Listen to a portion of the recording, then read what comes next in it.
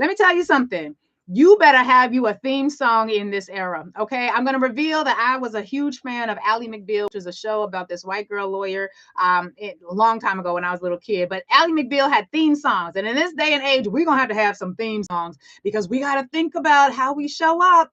And we're going to have to show up for ourselves and the world a little bit differently than we have before. So, hi, YouTube. Welcome. So good to see y'all. Y'all been rocking with us, sister.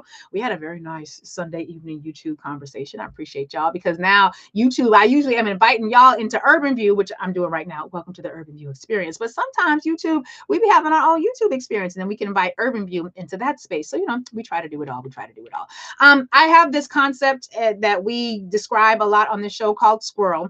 And a squirrel is a piece of news that is really emotional, really riveting. It's dramatic. It's exciting. It's scary. It's weird. But squirrel news is basically designed to take our attention off of everything else that's going on. And squirrel news is really distraction. And it's like, how you're walking along and you're minding your business and something flashes across the corner of your periphery and you're like, oh my God, what is that? It's a squirrel. It's just a quick thing because squirrels come really quickly. They go really quickly and you can try to follow them if you want, but they're really just designed to, they're doing a squirrel business. They ain't thinking about you at all. But in the news concept, I use the phrase or the framework of a squirrel to describe things that are taking place that we pay attention to, but we got to know that we're being asked to pay attention to it because we're being distracted from something else that's happening. Now, yesterday we began a conversation about what is the Black community's obligation in this moment and in this era of protests against ICE raids. And we're going to have a deeper version of that discussion today because we really only got to scratch the surface yesterday. We had some guests on today. We cleared the guests out because we got Urban View. We got to have this discussion. And now YouTube too. You got to have this discussion with us.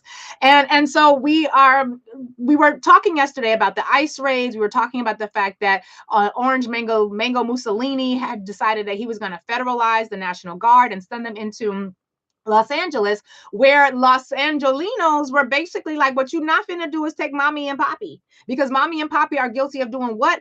Like selling pizza slices, selling ices to the kids after school. What you're not going to get to do is just run roughshod up into our kindergarten, elementary school graduation and just start taking my grandma and my grandpa because you said that they overstayed a visa. We're not doing that. Now, you can debate whether or not people have a legal right to be in this country. But as one of these senators out of the nation known as Mexico had to say, he recently did. I mean, did I send you that clip?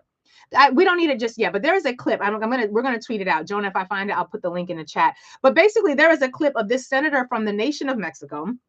And he basically holds up a map of what Mexico used to look like. And he said, yeah, we'll build the wall. And yes, we will pay for the wall. But we're going to build the wall according to the 1846 boundaries, when like California, Nevada, and everything south thereof was all a part of Mexico. Yeah, we'll build the wall. We will pay for the wall, but we're going to use the boundaries that existed before y'all snatched this land from us. And keep in mind that the only reason that they even went to war with Mexico and these United States was because Mexico had declared that slavery was illegal. You could not have enslaved Africans. You were not allowed to have slavery. And in fact, when enslaved Africans would run away to Mexico, they would be allowed to stay free and to set up life as formerly enslaved Africans who descended from stolen Africans, who descended from people who had no idea the hellishness they were about to entertain or get into. So all of that, let me back up. I just wanted to say that because, sometimes it's important to know these things. But yesterday's conversation was also a squirrel.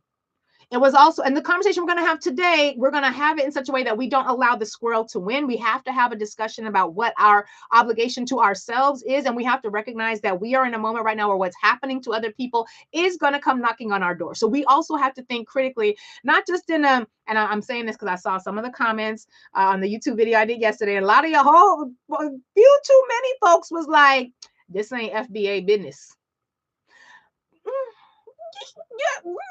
So yes and no, right? Yes and no. So technically, and I think some of the ways that I framed some of the things that we said yesterday also lent to this. So I need to take ownership of how my words may have landed as well. And one of the things that I said was like, listen, we ain't vote with the way y'all voted. Y'all community voted. Y'all voted in this way. And so y'all dealing with some things. But as I was listening to a number of other commenters, I cringed a little bit at the way that I framed it, because the reality is the people who were getting snatched up, they wasn't voting. Right? Like the people were like the migrants who were getting snatched up and detained and deported, they weren't voting because they don't have the right to vote. Now, did the Latino community as a whole fail those of us who are people of color who knew what was happening when it came to their election? Yes, they did. Did all Latino people do that? No, they did not. And so we got to acknowledge that as well. And so I don't want to be as flip today I was a little too a little too glib with some of my words yesterday in the way I framed it. And I want us to have a mature conversation. I want us to have a nuanced conversation. So it's important that we take the time to, one, acknowledge when we have said something in a way that might have led to a sort of interpretation or a line of thought that is not as helpful as it should be. But two, we also got to make sure that we're just checking ourselves, right? And doing a repeated, consistent effort at making sure that we are walking in as much integrity as we possibly can be. Oh, and somebody just reminded me, please like and subscribe to the video and hit the little bell notification, because that's how you'll get notified that I'm going live. Apparently subscribing is not sufficient. You also have to hit the bell. I don't make the rules. This is just what happens. But yesterday we talked about this in a way that lent more to the squirrel nature than we're going to do today. But here's what we were being distracted from, and this is very important. So y'all know healthcare matters, right? Like having a healthy body absolutely matters. And I've shared with you all that when my husband and I had our children, we debated like how we were going to get them vaccinated. We ended up doing like one at a time.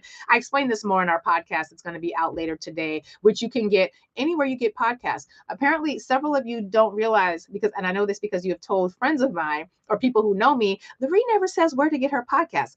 When I say wherever you get your podcasts, it's because you can get my podcast wherever you get your podcast. So if you go to Apple Podcasts for your podcast, if you go to Spotify or any of the other places, just type in my name, Lurie, Lurie, breaks it down, and it will pop up. Frankly, it will pop up before you get to the end of Lurie, because ain't a whole lot of people named Lurie out there. So, but whatever. So you can get the podcast wherever you get podcasts. Literally wherever you get podcasts. Lurie Breaks It Down is the name of the podcast, and you can get it. So I explain a bit more of my concerns about vaccines in that episode that's going to come out later today. But we did end up getting our kids vaccinated because we took it slow. We didn't say no. That was a conversation we had, and we were able to have that conversation because we had a really dope pediatrician. Shout out to Dr. Claude Olford. Had a really dope pediatrician in Brownsville who was like amazing, black man, Rasta, super, had tattoos. He was super cool, and he presented in a way that made the community comfortable. And we trusted him. We had a good conversation with him and conversations with him, and he was very helpful at guiding us through the decision as to how we were going to vaccinate our children. Yes, it ended up meaning that we were going to see him a whole lot more often because, frankly, when you are vaccinating your child one at a time, it's a lot more appointments. It's a lot more appointments. That's when it's convenient to do it all at once, and you can do what you want. It's that's up to you. But for us, this was the right decision. The point is, we had a medical doctor, a primary care physician who we trusted, who was not trying to talk down to us, who respected our concerns and our fears, and treated us like patients who needed some advice and some counsel. That is not what's happening today. What's happening today, or I should say, what happened yesterday, that we all got distracted from because of the squirrel of Los Angeles, which was really a pickup of the squirrel from last week's, the devolution of the bromance between Trump and elongated muskrat. There's been several squirrels sort of linked together. And so yesterday, what we may have missed was the fact that the man who is in charge of the health and human services of this nation, who absolutely has no experience or background in health and human services, he is completely WEI, white, entitled, and incompetent. He has absolutely no qualifications to sit in this position. But yesterday, while we were focused on what was happening in Los Angeles, and we are going to talk about what was happening in Los Angeles, that's going to be the bulk of our discussion today from a perspective that asks how Black people show up for each other in this moment, not how we show up for others, how we show up for each other. But yesterday, RFK basically dismissed the entire expert panel of vaccine advisors, an entity that historically has guided the federal government's vaccine recommendations, and he disbanded the entire panel because he says they were plagued with conflicts of interest. They are not plagued with conflicts of interest. They are plagued with scientists. If that's a plague, it's not a plague. I should probably not use that language because enough of y'all are scaring the scientists out there because y'all don't like to read. Not y'all, but y'all's cousins, my cousins, our cousins. According to CNN, the entirety of the 17-member advisory committee on immunization practices, which advises the U.S. Centers for Disease Control and Prevention on the vaccine schedule and required coverage for immunizations, will be retired and replaced with new members. RFK put this out in an op-ed in the Wall Street Journal. He basically has the capacity to appoint and dismiss these members, and I think it's ACIP, Advisory Committee on Immunization Practices. They're supposed to serve in 4-year cycles, but no one has ever gotten rid of the entire panel. prematurely. And one of the reasons they did that was because the Trump administration, if they followed along the lines of natural attrition rates as it pertains to this panel, people who cycle on and cycle off in 4-year cycles, then the Trump administration, the Republicans would not have a majority on this panel until 2028, when Donald Trump is going to be leaving office. They would be able to make appointments, but they just wouldn't be able to have a majority. That technically shouldn't matter because science is not supposed to be political. Right? Like science is science. It's not supposed to be political. It is a search for truth and information. But RFK basically said that these people who are pediatricians, epidemiologists, immunologists, and other physicians were, quote, last minute appointees of the Biden administration. And without removing the current members, the current Trump administration would not have been able to appoint a majority of new members until 2028. He didn't say that he was concerned with their accuracy. He didn't say that he was concerned with their science. What he said was they weren't Trump appointees. They weren't Trump appointees. Now, I want you to consider the fact that when this panel makes recommendations, it means that pediatricians like Dr. Oford, who was our pediatrician for our children, it means that pediatricians like Dr. Oford are going to get guidance on what the best options for vaccines are in this era. Pediatricians are going to get guidance about how to communicate with their patients. Pharmacies and vaccine producers are going to be confirmed that the vaccines they produce are going to be covered by your insurance. Because if there's no support for the vaccine, if there's no advice that the vaccine is necessary in order to keep you safe, then there's no reason that in a society where the healthcare system is run by money and private interest and capitalism, they're not going to cover them vaccines. And we've already seen what that looks like with COVID, right? So they took the COVID vaccine. They said, we're not going to make the vaccine widely available. Then they said they were only going to focus on the pregnant and the elderly, who really, unless you are opposed to the vaccine, pregnant people who take the COVID vaccine end up at far less risk of stillbirth, of complications and harm to themselves and to their children. Argue with the scientists. Don't argue with me. I don't care what I don't care. I don't know enough about it. I don't care. I'm not pregnant. I'm on IUD. Thank God from now until glory. And so I don't care. Argue with somebody else. That's just what the science says. People who were pregnant who did not get the vaccine faced a greater increase of stillbirths and other harms to the baby that were preventable by the vaccine. Now you could ask me, Lurie, do you know what was in the vaccine? Nope. I don't know what was in the vaccine. You know what? I know it was like an mRNA vaccine, but you know what I also don't know? I don't know what's in this Tylenol I'm gonna take for this headache. I don't know what's in this this rub I'm gonna put on my knee because I banged up my knee and my knee hurts. I don't know. When I go to get the last part of this root canal situation worked out because my dentist and I had a falling out, I'm gonna go under anesthesia. I don't know what's in the anesthesia. I'm gonna take it when they say open wide so I can put this topical. I'm gonna open wide and put the topical, and then when they get the injection, I'm gonna take the injections because you know why? I'm not a doctor.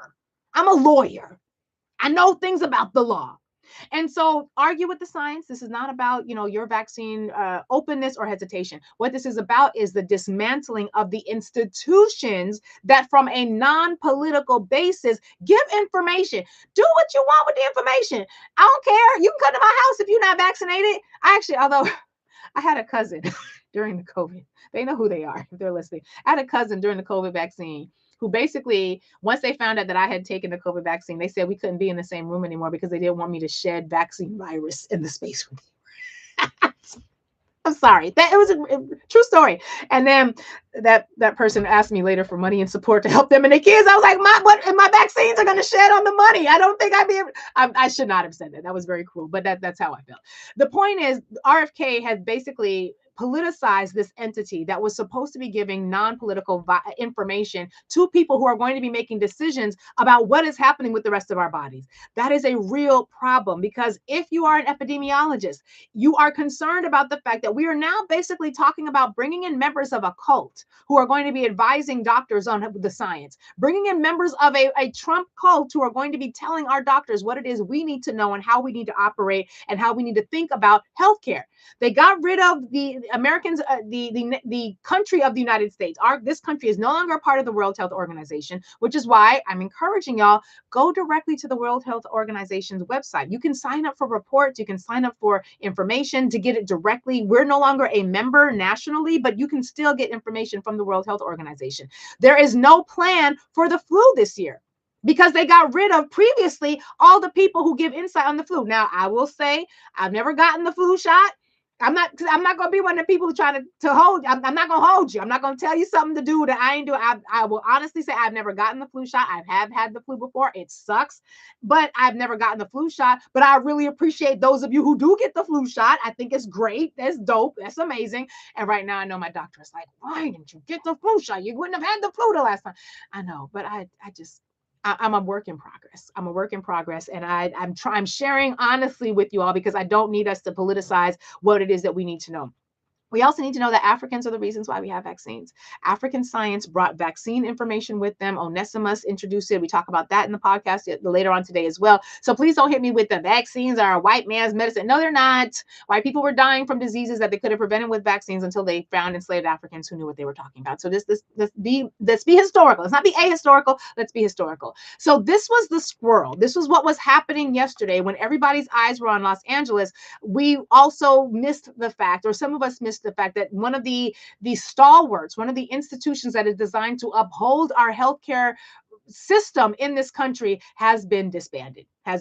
So that's the squirrel. That's what we need to pay attention to. That's something else that is also happening. According to one advisor, they say, I've never seen anything this damaging to public health happen in my lifetime. I'm shocked. This is so brazen. This will fundamentally destabilize vaccination in America. Now, a lot of you may have people in your family who say vaccines never cured anybody, right? Because vaccines prevent harm. So like when I was a kid and I got the chicken pox and my brother and sister, we were all put in a room together and we all shared the chicken pox summer, my kids were able to not have the chicken pox because there was a chicken pox vaccine. Now you cannot give your kid the chicken pox vaccine and then have them get the chicken pox. And then, I mean, either way, it's 6 in one hand, half a dozen other. Do with it what you will. The point is you have the information. Now we're not going to have the information because now the fear is, according to Bill Cassidy, who is a Republican from Louisiana who voted for RFK. And this is a Republican from Louisiana who himself was a medical doctor who was very touched early in his medical career because people who were dying from diseases that were preventable because they did not have access to the vaccines. He was comforted by RFK, so much so that he voted for RFK because RFK told him he was never going to do this. And now RFK has done exactly this. So this is what we need to know. This is what we need to be aware of. This was the squirrel. And so that's how we need to be thinking about some of these issues. Now, let's shift back to the squirrel.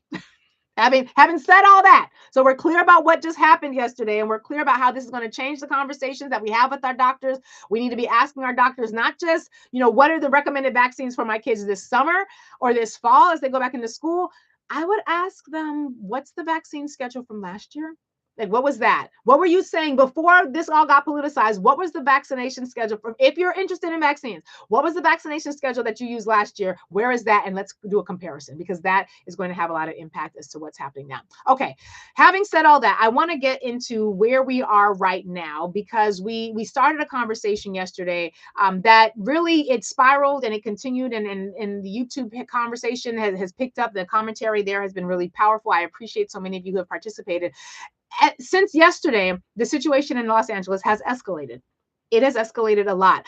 Jason Carroll, who is a reporter for CNN, reporting from LA, talks about, in these clips that you're about to hear, at one point, the protesters who, mostly peaceful, not everybody's peaceful, because you have a whole lot of agent provocateurs and chaos agents who are also in these spaces, mostly peaceful protests. But as the peaceful protests were coming to a conclusion and people were preparing to leave, Jason Carroll reports that not only the people who were protesting, but the news media was basically kettled off. This is something that the NYPD used to do a lot, technically still kind of does, even though it's been considered unconstitutional according to the New York State Constitution. But basically, they use these, sometimes you'll see the orange netting, but they use sort of a netting sort of device to kind of corral you into a corner and then trap you, and then you can't leave. And basically what happened was, you're going to hear Jason Carroll, YouTube, you guys will be able to hear this as well, because Amina's going to turn my mic down and have the audio play out loud. So you'll be able to hear this. Jason Carroll reports that not only were the protesters locked up and not able to leave, so were the media. Right? So were the media. And then he actually ends up being detained. Let's take a listen to how this all played out. Some of the demonstrators backed up in this corner over here that you see here, Laura. And some of the demonstrators at that point tried to leave. And the LAPD said, no, that time has come and that time has gone. Not only are they not allowing the demonstrators to leave, they're not allowing press to leave either, Laura. We are all boxed in this area together. They are telling everyone here that they are going to be detained for failing to disperse. So this is the end to what has been a very long day, a very long night of back and forth with some of these officers. Well, I'm outside the perimeter, Laura. Again, I think you heard John Miller explain it, and I think he explained it best. Um, as I was walking over to the officer, tried to explain who I was, identified who I was with. I turned. He said, I'd like you to turn around." I turned around. I had my hands behind my back. They did not put me in zip ties, but they did grab both of my hands as I was escorted over to the side. They said, "You are being detained while we lead you out of this area. You are not allowed to be in this area." So they took me over to the side. They took down my name. They asked me where I was from. They get your basic information. And I said, "Am I being arrested?" He said, "No, you're not being arrested. You're being detained." And so there's that. As press, these are some of the things that you take a. We can take it down from there just for time's sake. But you hear, and it's kind of hard to hear in that second clip because the helicopters were flying overhead. But he's asking a series of questions because he went from reporting on the news to basically becoming the story. And that was Jason Carroll reporting for CNN on Laura Coates' show. Shout out to Laura Coates. And talking there about the fact that there was a certain point where even though he was with the media, he was not allowed to leave. He could not leave. They were not letting him go. He explained to them who he was. They were crystal clear about that. And yet and still, he was not arrested, but detained. Sometimes that is a distinction without a difference. I missed the BET Awards because I was life. But Doechii, who I really like that sister, she had some things to say and called out the Trump administration. This is going to shift us into a discussion about our obligation to each other in this moment. Let's take a listen. YouTube, you should be able to hear this as well. Let's take a listen to what Doechii had to say about what's happening right now in Los Angeles at the BET Awards. I do want to address what's happening right now outside of the building. There are ruthless attacks that are creating fear and chaos in our communities in the name of law and order. Trump is using military forces to stop a protest. And I want y'all to consider what kind of government it appears to be when every time we exercise our democratic right to protest, the military is deployed against us. What type of government is that? People are being swept up and torn from their families, and I feel it's my responsibility as an artist to use this moment to speak up for all oppressed people, for Black people, for Latino people, for trans people, for the people in Gaza. We all deserve to live in hope and not in fear, and I hope we stand together, my brothers and my sisters, against hate, and we protest against it. Thank you, BET. Whew, shout out to Doechii. Also want to say shout out to Janelle Monáe, who I saw last night in Brooklyn and Prospect Park. She also used her platform. She and Grace Jones. Amazing. Will also use their platforms to speak out against the attack against the LGBTQ community, the attacks against the Black community, the attacks against Gaza. Like Janelle Monáe said, Gaza specifically. We're seeing more and more people voice that, and to hear Doechii say that the same. Very important stuff here. And so it's important that we're clear about the way in which the government often shows up in these sorts of moments. And so I think it's important, before we go into Urban View, this commercial break, I want to talk a little bit about COINTELPRO. COINTELPRO is an acronym or it's a phrase that is used to describe a longer phrase, which is called the Counterintelligence Program. Now, the Counterintelligence Program, and this, I'm talking specifically, I'm drawing this particular commentary from PBS. They have a great article on COINTELPRO, but you should be familiar with COINTELPRO if you are part of the Black experience, if you are part of any protest or social justice movement. You should know about COINTELPRO because COINTELPRO is how we stay enslaved. Okay, COINTELPRO is how we stay enslaved. So according to the PBS article, within 1 year of the formation of the Black Panther Party, the FBI established a special counterintelligence program called COINTELPRO. Now, I want to pause here because this was not the first time that the government used its spying agencies as against Black people. Ask Marcus Garvey. and Dr. Julius Garvey, his son, who we interviewed on this show multiple times, who talked about the ways in which the government's spying apparatus was able to be used against him. And basically, COINTELPRO was an effort by the federal government to, quote, neutralize political dissidents. Between the years of 1956 and 1971, the FBI used the COINTELPRO program to investigate radical national political groups, and radical is in air quotes, national political groups, for intelligence that would lead to involvement of foreign enemies with these groups. This, of course, meant that the FBI specifically targeted American citizens. According to COINTELPRO documents, five groups were singled out for investigation: the Communist Party, the Socialist Workers' Party, white hate groups. Really? All right, PBS, I guess. White hate groups, which never seem to get busted from the inside, but I guess you got to put them in there. Black national groups and the New Left. The Black Panther Party was specifically targeted and bore the brunt of most of the damage. According to the FBI documents, one of the purposes of the COINTELPRO program was to, quote, expose, disrupt, misdirect, discredit, or otherwise neutralize the activities of the Black nationalists. They wanted to prevent the rise of a Black Messiah, and Martin Luther King Jr. had been amongst the candidates until his assassination in 1968, when the attention shifted to Huey P. Newton of Black Panther fame. On page 2 of the 295 documented actions taken by COINTELPRO to disrupt Black groups, hold on, let me scroll, to disrupt Black groups, 233 of them were directed as against the Black Panther Party. So they named all these other entities that were a part of COINTELPRO's operation. What did let's go back. It was the Communist Party, Socialist Workers' Party, white hate groups, Black nationalist hate groups, and the New Left. What is the Black nationalist hate group? Yet to meet somebody who was a part of the Black nationalist hate group. Now, we got Black people who don't like other people, but a Black nationalist hate group, like what are they running around like playing bongo drums and erecting ankhs that they set on fire on people's lawn, burning incense and calling on the ancestors? Like, what the hell are they doing? Ain't nobody burning no ankh on your lawn the way y'all burn crosses, but I digress. This number is important, though, because there were 295 documented actions taken by COINTELPRO, and 233 of them were as against the Black Panther Party. So to me, all them other groups that were supposedly in the crosshairs of COINTELPRO, that's just fluff and noise, child, because 233 out of the 295 documented actions were as against the Black Panther Party. In his doctoral thesis, War Against the Panthers, a study of repression in America, Newton, that is Huey P. Newton, accuses J. Edgar Hoover and COINTELPRO of fostering a split between Eldridge Cleaver and himself through false letters and documents. That's basically, they had beef and shade that the FBI amped up, right? So creating a split between Eldridge Cleaver and himself through false letters and documents, creating discord between the Black Panther Party and other Black groups like Ron Karenga's group, United Slaves, U.S., which led to the murders, and then they involved Bunch Carter and John Huggins, and I don't necessarily like how they framed it here, so I'm going to skip over that language, and the involvement in the murder of Fred Hampton, who was a leader of the Chicago chapter of the Black Panther Party in 1969.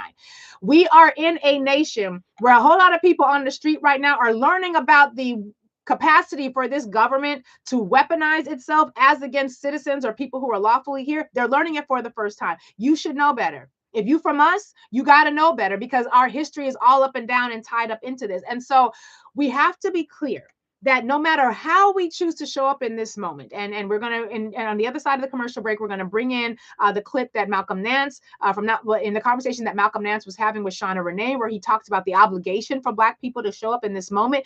We have some open questions about what that obligation looks like. We have open questions about whether or not that means being in the streets. Actually, child, that ain't no open question for me. My Black ass is staying home. I'm not going into those streets. There are, however, other ways that we need to be thinking about how we show up and how we show up for ourselves, how we show up for this society, because the reality is, don't nobody know how to do this better than us. They don't listen. They some hard-headed children. They don't listen.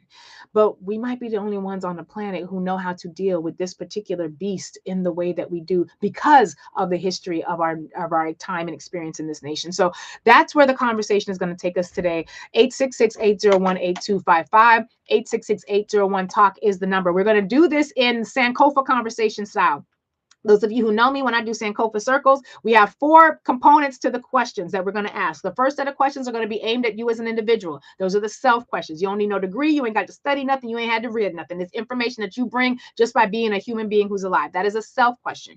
It will be followed by some questions that look at the collective. How do these issues impact us broadly? Followed by some conversation about what is the root of this issue. How do we unpack what the root is? Followed by some conversation on what our responsibility is. SCRR, that is the model that my husband created, Brian Faber, shout out to you, when he was creating the Sankofa circles when we were back in college years ago. So that's the conversation we're going to have today. We're going to get ready to close this live, but I also wanted to say, for those of you who have not yet RSVP'd or tried to RSVP for your opportunity to attend the virtual town hall that I'm hosting tomorrow. I'm hosting a virtual town hall tomorrow at 2 p.m. and it's virtual. So you ain't even got to leave nowhere. You ain't got to go nowhere. You just got to be able to have Wi-Fi signal. If you want your chance to participate in the virtual town hall, we have some amazing guests. The previously mentioned Brian Favors, Dr. Hervé Damas, Jordan Pierre, Drew McCaskill, Baltimore Mayor Brandon Scott. All of them are joining us, hosted by me, presented by Urban View. If you want to attend, you need to email RSVP at SiriusXM.com. Send an email to RSVP at SiriusXM.com. Include the phrase Virtual Father's Day Special in the subject line of the email. In the body of your email, put your full name, your age, your city, and your phone number. There is no purchase of anything necessary to enter or win a chance to participate. You do have to be a resident of the continental United States. You do have to be 18 years old, and you do have to send that RSVP by 7 p.m. tonight. 7 p.m. tonight. And I think it's going to be a fantastic conversation. I'm so excited about it. So just wanted to let you on the YouTube side know that as well. Again, that's RSVP at SiriusXM.com. We are going to say goodbye to our YouTube friends. Shout out to those of you who are experiencing me for the first time and recognize that I speak a little quickly. This is true. I breathe very well. Some of y'all was like, take a breath. We need you to last. Honey, this is another day ending in Y. I do speak quickly. And I encourage you, if the YouTube lives are too quick, I get it. I understand it. You might want to wait until the live has posted, because then you can determine which speed at which you're going to watch me, because sometimes I be on one. All right. Bye, YouTube. We love y'all. We appreciate you. Urban View, 866-801-8255.